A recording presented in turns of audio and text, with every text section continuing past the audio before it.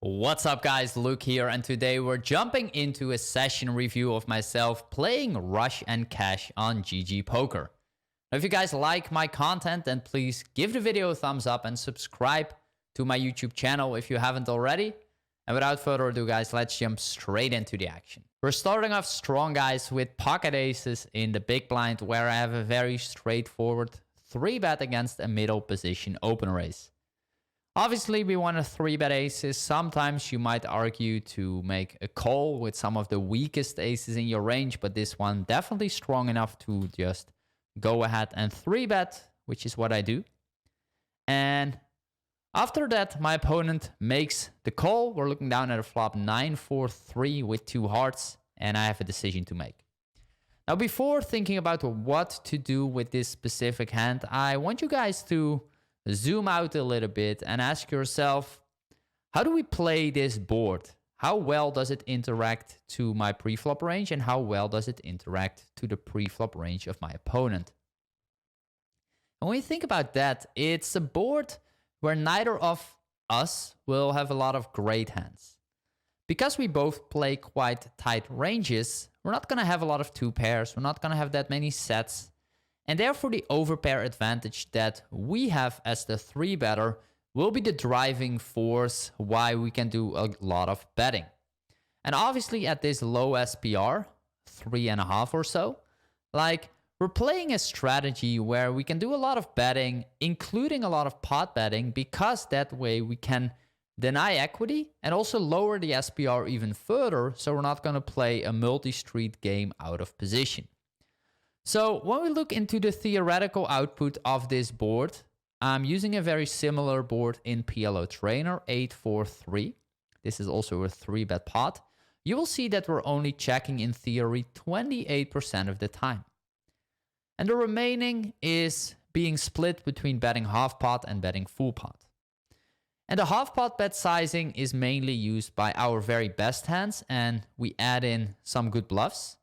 And the pot bet range is mainly used of more of our medium strong hands that can bet and stack off, but don't mind to just pot and take down the pot right away. So when we think about our hand, ace, ace, 6, 5, it's sort of a hand that is a little bit in between, in my opinion.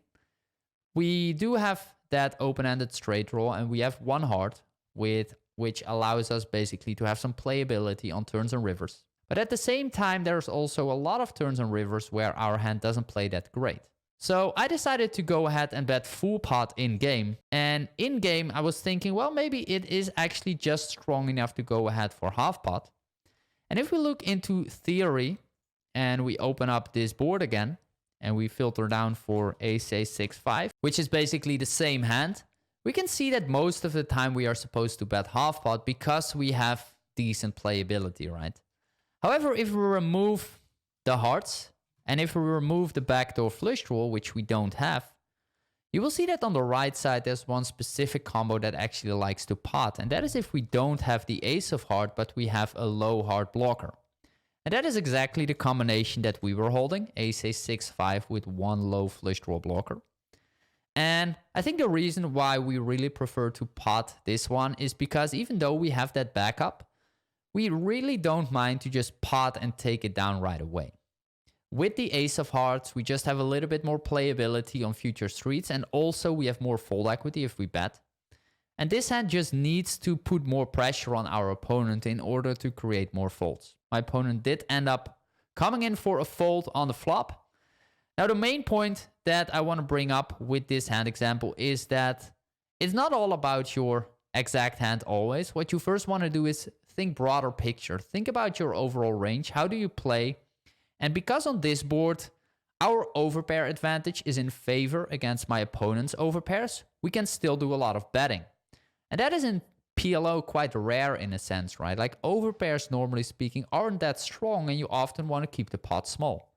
However, if the SPR is low, which is often the case in 3-bet pots, and if you have the overpair advantage versus your opponent's weaker overpairs, which is what's happening a lot here, right? We have aces, my opponent has kings. Then you can still allow yourself to do a lot of betting. Okay, so we take it down and we move on to the next hand. I face a 3-bet with Queen Jack 10-8 single with 3 spades. Fine open raise pre-flop against a 3-bet. I have a very standard call. The hand is connected enough to continue. And the board is 10-9 deuce. I flop top pair and a wrap, no backdoor flush draw. And I decide to go ahead and bet full pot. Now, the reason that I want to bring up this hand is because, first of all, this is a board where I see a lot of my students, they always check because they think the board is the rainbow and the board is not that draw heavy. So just check and go from there, including all their strong hands. And that's actually a mistake when you think about it from the overall ranges in play. The in-position player is supposed to do a good amount of checking back with, for example, bear overpairs.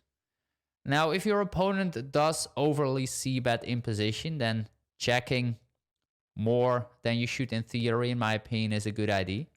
But keep in mind that also a board like this is a board where you do want to have a leading range. Now, if you look into PLO Trainer again and open up the same board, 10-9 deuce, we can see that the out-of-position player is supposed to lead 19.4%. And the sizing is full pot. And we're basically only using that large sizing and we never bet half pot. We just want to go ahead and deny equity as much as possible if we do bet. We don't want to go too polar. All the really strong hands, we generally go ahead and check because the board is not that draw heavy. And other than that, we are leading a good amount of hands that actually benefit in some way from fold equity while having enough equity to stack off. Now, when you think about that principle, it becomes more and more obvious to me that my hand is actually not a great lead because my hand is too strong. We have so much things going on. You can see it's a very clear check. Queen, Jack, 10, 8. We are check raising full pot. You can see that bottom right. And of course, also if our opponent would go ahead and use a full pot bet sizing, my hand is just supposed to be a check, raise, stack off. It is important to note that the in-position player is supposed to check 48% of the time in theory as mentioned, which in reality might not happen. People might bet more often than this, which would actually give me even more incentive to check because I'm a huge favorite against some of the weaker overpairs in my opponent's range. Now, the reason why I ended up leading, first of all, the sizing I like if I do lead. I know that this is not a board where you want to go ahead and use a small sizing. The reason why I decided to lead is because I'm blocking so much of my opponent's betting range that it's so likely that he's going to check. And even though that principle holds true to a certain degree, if you have too much, it doesn't hold true anymore and you often want to go ahead and check. So my hand, not a great lead. If you would look into a hand that is slightly worse than this one, then leading might make sense. So if we look into some reps, you can see on the right side, Jack 8-8-7, for example, is a hand you want to lead, hand that benefit more from fold equity. Also 10-8-7-6, top pair with a low non-nutted rep, a hand that benefits more from potting because you do have equity on the flop, but if it goes check-check, your hand is not that great anymore on many of the turns and rivers. So my hand just a little bit too strong to pot, generally speaking. My opponent will get the money in actually. And we're stacking off against ace 10-9-6 double suited. We're running it one time. We turn the straight. Looks all good. However, the river is there, guys. And we're going to lose against a backdoor flushy. Biggest takeaway from this is we do want to have a leading range. However, if you are blocking too much on the board that is not that draw heavy, then you often want to go ahead and check, including the hand. Looking down at ace-ace, king-king double suited. What a beautiful hand, guys. Look at this unbelievable, powerful hand. Three-way to the flop. Very easy check, I would say, on the flop. We're looking down at a three-way pot. We flop the overpair, obviously, and two backdoor nut flush draws. I think one of the mistakes that you can make in this spot is to bet a little bit too frequently out of position. Keep in mind that you're up against two players and that therefore the threshold of betting goes up. You simply have to make more people fold. And in those situations, checking definitely hands like this makes a lot of sense. You do want to have strong blockers to the board in order to make the likelihood of your opponent's fold higher. Or if you're value betting, you want to have a great hand that plays really well on turns and rivers. Now, my hand versus a large sizing, I think it's still a very comfortable check call. Even though we are not doing that great against his value range, we still have 2 backdoor not flush draws. We have 2 clean overcards, or 4 clean overcards actually, that can come, that give us the top SETI on the potential turns. And overall, I think this is just a very straightforward check call. My opponent plays definitely more on the tighter end, 14 VPIP overall. So keep in mind that against certain opponents, you sometimes want to make adjustments based on his tendencies.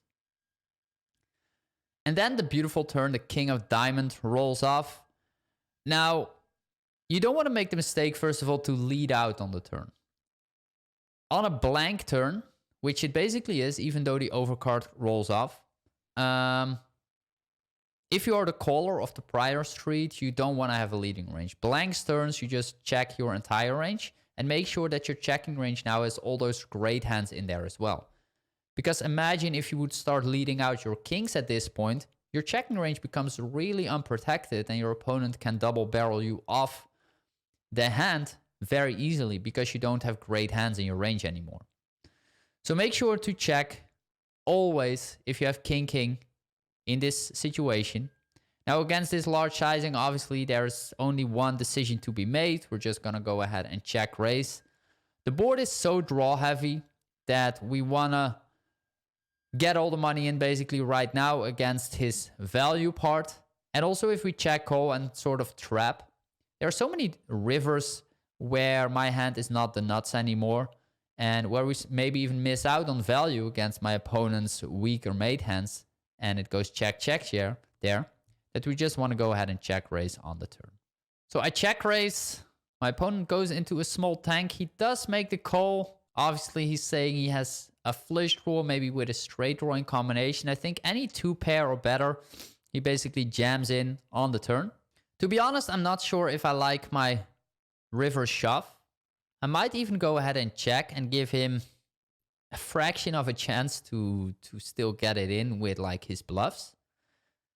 Like the missed straight draw in combination with the missed flush draw is such a likely hand that he has.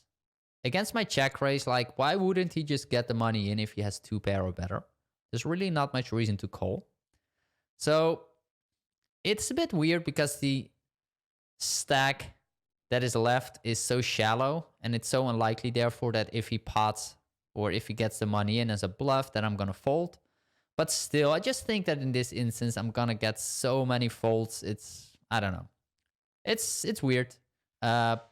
Probably doesn't matter that much, but it feels like a check. My opponent also going to end up folding. We take it down.